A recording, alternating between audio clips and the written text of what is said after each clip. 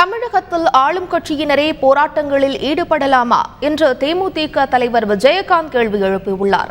தூத்துக்குடி சென்ற அவர் விமான நிலையத்தில் செய்தியாளர்களிடம் பேசும்போது இதனை தெரிவித்தார். ஏவிகே இளங்கோவனுக்கு எதிராக ஆளும் கட்சியினர் போராட்டம் நடத்தி வருவது குறித்து கருத்து தெரிவித்த அவர், ஒரு பெண் ஒரு ஆணை விமர்சிப்பது மட்டும் சரியா என்று கேள்வி எழுப்பினார். தமிழ்நாட்டில் ஆளுங்கட்சி ஸ்ட்ரைக் பண்ணலாமா, அவங்க போய் இது பண்ணலாமா? நாங்கள் நம்பியிருக்கோம், யாரை நம்பியிருக்கோம்? ஒரு முதலமைச்சர் தானே. யாராக இருந்தாலும் நாங்கள் 1000 வாய் பேசலாம் சார். ஆனால் பாதுகாப்பு கொடுக்க வேண்டியது யார்?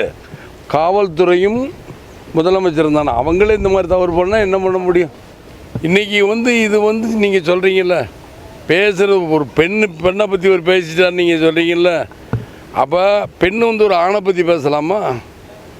அது மாத்திரம் ரைட்டா? விஜயகாந்த் என்னென்ன சொன்னாங்க சட்டசபையில், அது நீங்கள் இப்போ ஏன் அதை சொல்லலாம்? அதெல்லாம் நீங்கள் பார்க்கணும்ல.